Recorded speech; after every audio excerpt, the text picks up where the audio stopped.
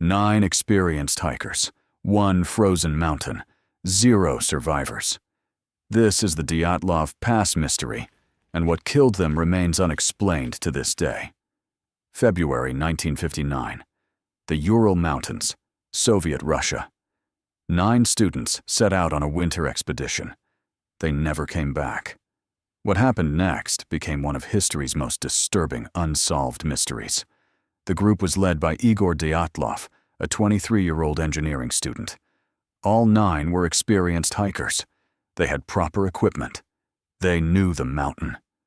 But on February 1st, something went terribly wrong. 3 weeks later, search teams found their tent.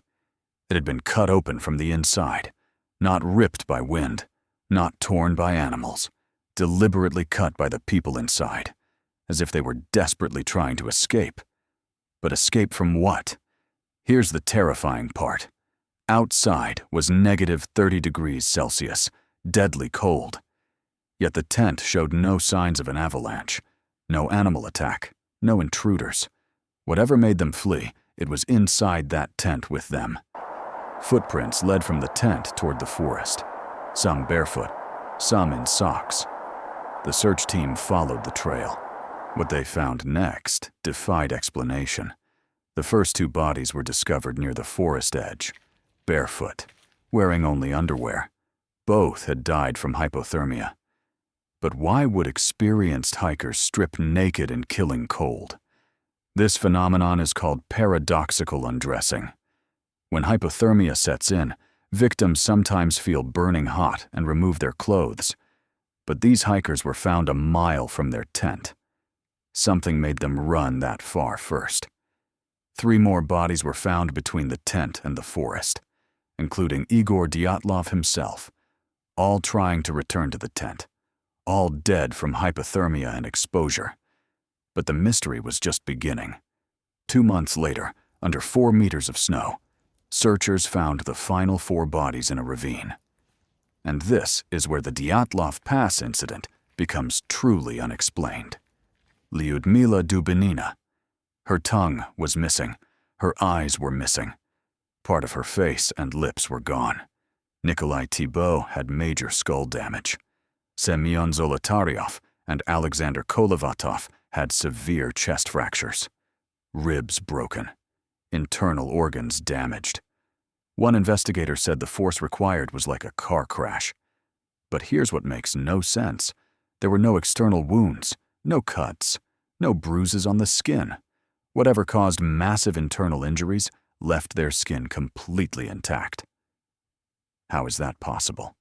The Soviet investigation documented more disturbing details. Some clothing showed traces of radioactivity.